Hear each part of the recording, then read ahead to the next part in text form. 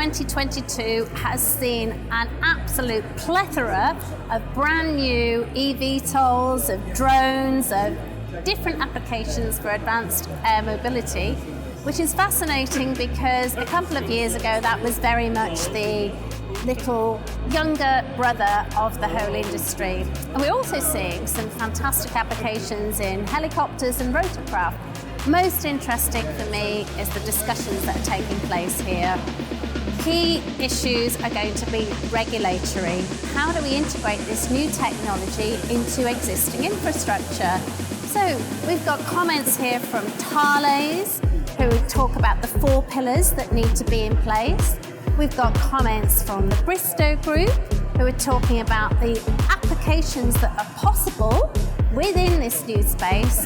We're also seeing a traditional company, Hayward & Green, talking about how their new branding reflects a renewed commitment to the helicopter sector.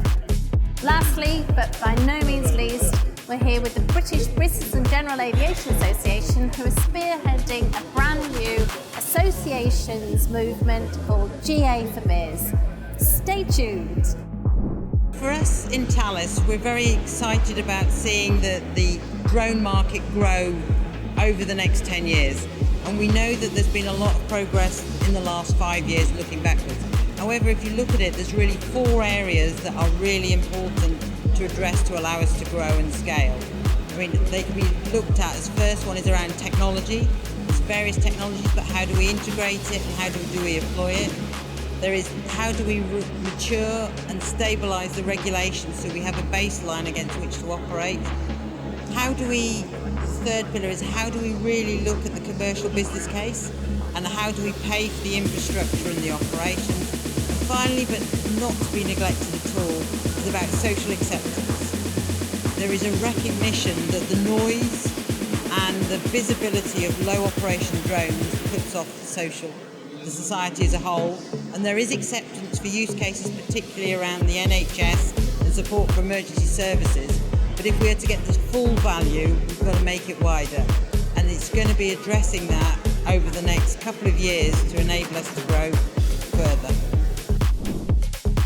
Much like the iPhone, when the innovation of Apple came out, they had no idea the applications that were going to be written for it.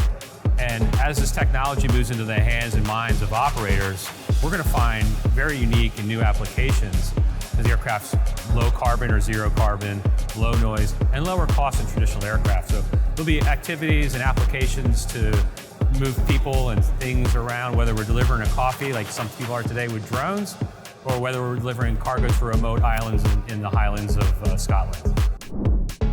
We rebranded recently, needed a bit of an update. The last rebrand we had was about 10 or 15 years ago, and with the company being 50 years old plus, 53 years old this year, we wanted to move it in a new direction, focused a bit on the green in the Hayward & Green name, and yeah, we're quite pleased with it.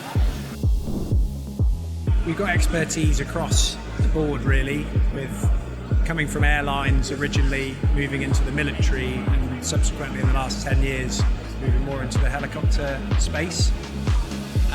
Our expertise, I would say, comes from our approach as an organisation. So because we came out of the commercial aircraft space where an AOG, aircraft on ground, means you need a part in at Heathrow Airport within an hour, we apply that similar model and customer service to our helicopter clients, and generally they quite like that. One of the really key things that we're trying to do at the moment, we formed a group called GA for Biz.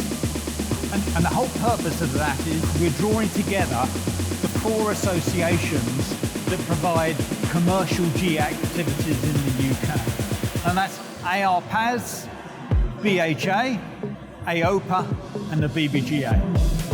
The whole idea is that we speak with one voice strategically to the UK government and to the UK regulator to make sure that we're driving the things that are important to us. Because one of the big lessons that we learnt is if you allow things to go the wrong way, it will be divide and conquer. If you have a strong single voice, then you have a way to make things actually happen.